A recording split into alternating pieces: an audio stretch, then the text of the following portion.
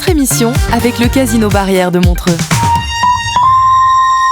Philippe Morax. Bon, paraît qu'il est marrant, alors fais-nous marrer. À cette heure-ci, c'est quand même pas toujours évident. Ça pique un peu, c'est tôt, hein? Comment ça va? C'est pas facile comme question. Rassurez-vous, on va se marrer un peu après. Alors de si tôt le matin, c'est trop chouette. Bon, alors tu as gagné 50 francs. Ouais. On est là pour découvrir les choses. T'as tout dit. Contente d'être en Suisse, c'est un pays que j'affectionne particulièrement. Vous êtes suisse? Ouais. Et j'ai souvent des idées mauvaises. Bon, bah, t'auras pas ton scoop ce matin. Ça s'appelle le coup de marteau. Incroyable. C'est moi qui pose des questions. L'invité du matin. Né en Angleterre en 1935, le mouvement Exit pour le droit de mourir dans la dignité s'est étendu mondialement avec aujourd'hui une cinquantaine d'associations et près d'1 million de membres. Ce mouvement milite contre l'acharnement thérapeutique, défend les droits des patients et promeut le respect des directives anticipées. Le débat sur le suicide assisté a récemment ressurgi en Suisse avec la capsule Sarco, un dispositif permettant de mettre fin à sa vie par la libération d'azote, bien que celui-ci ne soit pas conforme aux normes suisses de sécurité et de législation chimique notamment. L'organisation de Last Resort espère malgré tout rendre cet appareil accessible en Suisse d'ici à la fin de l'année, en collaboration avec plusieurs cantons et sous réserve de tests psychiatriques pour les candidats, soulevant les questions du droit de chacun à une mort digne et du contrôle des dernières étapes de la vie. Pour en parler, pour bien comprendre tout ce qui se passe autour de ce sujet, je reçois ce matin Jean-Jacques Bis, coprésident de Exit Romandie. Bonjour Jean-Jacques Bis, merci d'être là ce matin. Bonjour. Merci d'être là pour évoquer ce sujet qui n'est pas facile. C'est un sujet qui est assez compliqué, mais je pense que vous avez l'habitude de répondre à toutes ces questions autour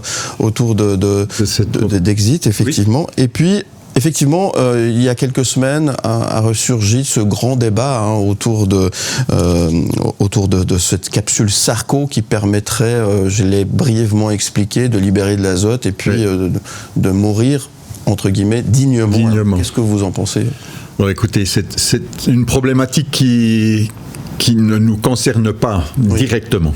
Il y a lieu de bien comprendre les enjeux et puis surtout la volonté de M. Nitschke qui cherche à promouvoir ce moyen-là de mourir. Il faut savoir que les associations telles que la nôtre nous aidons les personnes à mourir en respectant un certain nombre de critères qui sont définis par l'Académie suisse des sciences médicales. Tant et si bien que si le suicide en Suisse est dépénalisé à la condition de ne pas avoir un mobile égoïste pour aider une personne à mourir. On peut dire qu'en Suisse, l'assistance au suicide est d'une certaine manière médicalisée. Alors que tout ce que cherche à faire M. Nitschke avec le Sarco, c'est d'échapper à toute cette problématique médicale et puis de laisser une personne sur sa seule autodétermination à pouvoir mettre fin à ses jours. Alors, pour le moment, c'est assez complexe. Il y a eu, je crois, 2 assistances à Saint-Gall et puis il y a une procédure judiciaire qui est allée jusqu'à des commissions rogatoires jusqu'à Amsterdam, puisque M. Nitschke réside à Amsterdam. Il a créé une association en Suisse, Last Resort. Toutes les autres associations suisses dont je pourrais vous parler, aucune de ces associations n'a de contact avec M. Nitschke, son épouse et puis l'administrateur de l'association elle-même. Ouais, c'est bien, effectivement, on a bien compris que c'était bien différent et que le vrai débat derrière tout ça, c'est la dignité. J'ai utilisé 2 fois dans le lancement et c'est là où c'est très délicat et c'est là où c'est très important. Oui, alors écoutez, le mot dignité, souvent maintenant, il est pas contesté, parce que ce qu'il faut bien comprendre, c'est que les personnes qui l'utilisent aussi bien si vous êtes un très fervent partisan des soins palliatifs, et tout le monde mourra dans la dignité. Mais il s'agit plutôt si vous êtes membre d'Exit, de mourir selon votre ultime liberté. Je crois que c'est beaucoup plus approprié de parler de son autodétermination. Et vous citiez par exemple notre association. Elle a été créée en 82 pour lutter justement contre ce qu'on appelait à l'époque le paternalisme médical, l'acharnement thérapeutique. C'est une association qui a créé les premières directives directives anticipées pour pouvoir donner des indications sur ce qu'une personne souhaite et ne souhaite pas dans le cas où il perdrait conscience. Oui. Et ce qu'il faut bien savoir, c'est que mourir dans la dignité, c'est en fait, selon nos statuts, promouvoir le droit d'une personne de disposer de son corps, de sa vie. Et c'est ça qui est essentiel, effectivement, c'est qu'une personne va mourir quoi qu'il en soit dans la dignité. C'est sa dignité. Et puis, c'est beaucoup plus la liberté qu'il faut évoquer quand on parle d'être membre d'Exit. Merci en tous les cas d'éclairer notre lanterne sur ce sujet ce matin. Vous avez choisi une musique de Bobby McFerrin. Oui. On va l'écouter et le regarder dans un instant juste après la pause. Pourquoi ce titre? Est-ce qu'il a une signification particulière? Oui, il a tout à fait. Et j'allais dire que je suis coprésident d'une association qui aide à mourir, mais l'essentiel c'est de vivre. Oui. C'est de vivre avant. Et cette chanson, elle exprime tellement ça, le bonheur de vivre. C'est pour ça que je l'ai choisi parmi tous les titres que vous m'avez proposés. Écoutez, c'est un bon choix. On va s'écouter le titre et se le regarder à la télévision dans un instant avec le clip. C'est juste après cette petite pause, vous ne bougez pas. À tout de suite sur M et sur Canal+. Philippe Morax. Bon, paraît qu'il est marrant, alors fais-nous marrer. À cette heure-ci, c'est quand même pas toujours évident. Ça pique un peu, c'est tôt, hein? Ouais. On est là pour découvrir les choses. T'as tout dit. L'invité du matin. L'invité ce matin, Jean-Jacques Bis, co-président de Exit Romandie. Merci d'être avec nous ce matin. Merci d'être là. Je rappelle qu'on parlait du suicide assisté, on parlait de la dignité, la manière de mourir. Est-ce que c'est toujours digne? Vous avez répondu à cette question tout à l'heure. Cela dit, permettez-moi d'insister en vous posant, le suicide assisté permet-il vraiment une mort digne? Oui, absolument. Ouais. Oui, vraiment, oui, véritablement. Ouais. Lorsqu'une personne est dans une situation d'extrême souffrance, une condition vraiment nécessaire, exigée par l'Académie suisse des sciences médicales, je peux vous assurer que lorsque nous arrivons et puis que nous avons répondu positivement à leur demande, nous sommes attendus. Oui.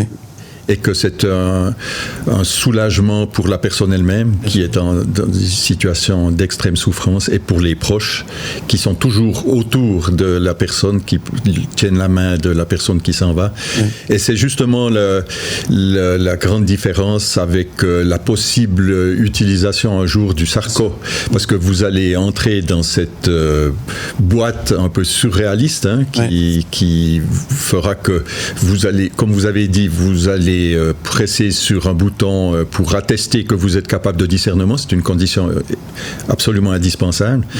Une fois que vous avez pressé sur le bouton qui diffuse de l'azote, ça va ainsi limiter l'oxygène, et puis la personne va mourir d'une certaine manière étouffée.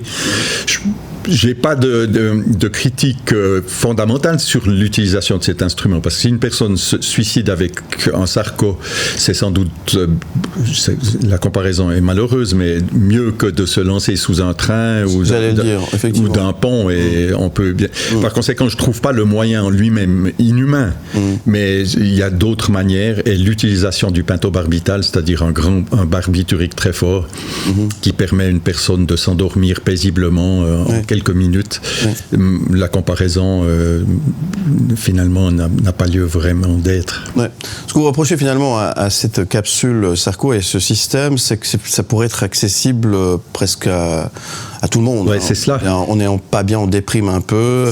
Pour cette solution. C'est exactement ça, parce qu'il faut rappeler qu'il n'y a pas de loi en Suisse sur la fin de vie et le suicide assisté. Il y a un seul article du Code pénal, l'article 115 de notre Code pénal, qui dispose que si vous aidez une personne à mourir, mais que vous le faites de manière altruiste, à savoir vous ne souhaitez pas aider cette personne, par exemple, pour toucher de manière prématurée un héritage, vous ne serez pas poursuivi. Par conséquent, ces gens-là utilisent cette seule disposition, mais ils mettent un peu en difficulté toutes nos associations qui respectent un certain nombre de critères très précis, et qui fait que probablement le législateur maintenant va mettre la question sur la table, et puis voudra probablement légiférer pour qu'il n'y ait pas de dérive. Parce qu'actuellement, au sein des associations Exit, il y a la nôtre en Suisse romande, mais il y a une une association qui porte le même titre en Suisse allemande, 160 000 membres en Suisse allemande, alors que chez nous, il y en a 35 000. Il serait navrant que cette association Last Resort mette en difficulté toutes ces associations qui œuvrent depuis maintenant 20 ans sans difficulté, et surtout une activité qui est légitimée par la population. Hein. Chaque fois qu'il y a des sondages ou des votations, tout le monde atteste de la légitimité de notre activité. Bien sûr, et c'est très important. Hein.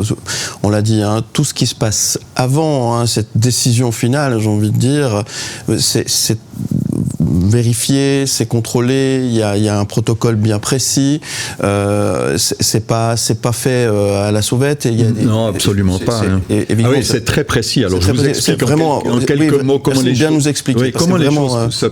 Alors, d'abord, il faudra être membre de l'association, mais c'est très simple d'être membre d'une association. Hein. Je viens de rencontrer quelqu'un ici dans ces locaux qui me dit il faut vraiment que je devienne membre, j'y pense depuis longtemps. C'est très simple, vous allez sur le site et vous inscrivez en ligne. C'est une cotisation de 50 francs par année. C'est donc très simple de devenir membre. Il y a au sein de l'association 35 000 membres. Mais bien évidemment, on ne va pas aider un jour 35 000 membres à mourir. Hein. L'année passée, nous avons aidé 504 personnes. Et ces 504 personnes ont procédé de la manière suivante. Elles ont envoyé un dossier établi par leur médecin traitant qui spécifie la pathologie et qui atteste donc que cette personne-là est en grande souffrance et qui atteste aussi de la capacité de discernement. C'est un élément fondamental. Une personne ne peut pas mettre fin à ses jours si elle n'est pas capable de comprendre les enjeux de ce dernier geste et puis de pouvoir l'effectuer elle-même. Une fois que cette personne a constitué ce petit dossier, elle l'envoie à notre secrétariat et nous avons au sein de l'association ce qu'on a qualifié nous de médecins conseils. Ce sont les personnes qui vont examiner le dossier et puis ils vont dire les critères, les conditions sont remplies, on peut continuer, c'est une sorte de feu vert. Et puis on va transmettre ce dossier à une personne, une accompagnatrice, c'est la majorité des personnes qui accompagnent au sein de nos associations, ou un accompagnateur qui va aller rencontrer cette personne, voir quelle est la situation, éventuellement prendre le temps, rencontrer les proches, et puis un jour la personne fixera une date en disant ben voilà, c'est ce jour que j'ai choisi pour quitter cette vie. Et puis il se pose encore une dernière question, c'est de savoir si la personne sera capable de boire, parce que l'idée c'est de boire une solution de pentobarbital, ou si la personne ne peut pas effectuer ce geste, ce qui arrive, c'est de poser une voie et puis d'utiliser une perfusion. D'accord. Okay. Mais effectivement, comme vous le dites, il y a une procédure très stricte respectée par toutes les associations suisses. Ça ne se fait pas sans qu'il y ait vérification, parce que une fois que la personne est décédée, il y a un constat de décès. C'est pas malheureusement, mais c'est considéré comme une mort violente selon le code pénal. Par conséquent, la police va se déplacer. Il y aura une suite judiciaire. Le ministère public sera. Par conséquent, toutes ces procédures sont vérifiées après une enquête de police et un renvoi au ministère public qui donne après son feu vert pour dire à la famille vous pouvez maintenant disposer du corps, et puis alors on se retrouve dans une procédure tout à fait normale. Ce qui n'a pas du tout lieu d'être avec cette fameuse capsule. Et il s'est déjà passé quelque chose, je crois, à Chafouz, sauf erreur. À Saint-Gall. À Saint-Gall, pardon. Saint-Gall, alors, la première, semble-t-il, c'est pas très bien passé. Il y a une procédure dont je connais pas, je vais donc pas me prononcer, mais il y a une procédure judiciaire. On a parlé de possible étranglement. Et puis, c'est pas si certain que ce soit sans douleur. Apparemment, la personne peut suffoquer pendant un long moment. Je crois qu'on a utilisé ce moyen aux États-Unis pour des peines de mort, et puis c'était pas aussi serein qu'on veut bien le dire. Alors que ingurgiter du pentobarbital, vous vous endormez, après quelques minutes, vous allez bâiller et puis mourir très sereinement. D'accord. Ça a quand même relancé le débat autour du suicide assisté, cette capsule. Ça, et pardonnez-moi de le dire ça comme ça, mais ça va pas fait forcément une bonne publicité par rapport à ce que vous essayez de mettre en place. Je crois qu'il ne faut pas le voir de cette manière-là. Il faut le voir avec la volonté d'un certain nombre de personnes de dire, faut-il vraiment avoir des critères médicaux pour pouvoir mettre fin à ces jours? Ouais. C'est ce que l'on appelle dans les pays qui ont légalisé l'euthanasie, les fins de vie après une vie accomplie. Par conséquent, les fatigués de la vie, ce sont des gens qui finalement ne voient plus de sens à leur vie et puis très âgés désireraient mettre fin à leur jour sans qu'il y ait une justification médicale. Par conséquent, le débat, il doit avoir lieu. Et il a lieu actuellement aux Pays-Bas, il a lieu en Belgique. Est-ce qu'une personne sur sa sur son autodétermination uniquement et sans devoir être justifiée par un dossier médical, par un médecin qui lui-même donnerait par conséquent son accord, est-ce que cette personne-là peut mettre fin à ses jours? Le débat est intéressant. Et il aura lieu, c'est certain. Il aura lieu, effectivement. En tout cas, je vous remercie beaucoup, Jean-Jacques Bis, d'être venu ce matin nous parler. On voit que vous avez l'habitude de pouvoir évoquer ce sujet qui est délicat. Je vous avoue que c'était un peu compliqué pour moi ce matin. Je rappelle que vous êtes coprésident de Exit Romandie et qu'on peut avoir toutes les infos, notamment sur le site de l'association exitromandie.ch. Voilà, exit-romandie.ch, effectivement. Oui. N'hésitez pas à aller faire un petit tour. Je vous remercie beaucoup en tous les cas. Mais je vous en prie, c'est un plaisir. D'être venu ce matin. Je vous souhaite une très très belle journée. On vous retrouve en podcast et en image sur le site mlemedia.ch et je vous dis à très bientôt. Merci. Bonne journée à vous. Merci beaucoup. Où tu veux.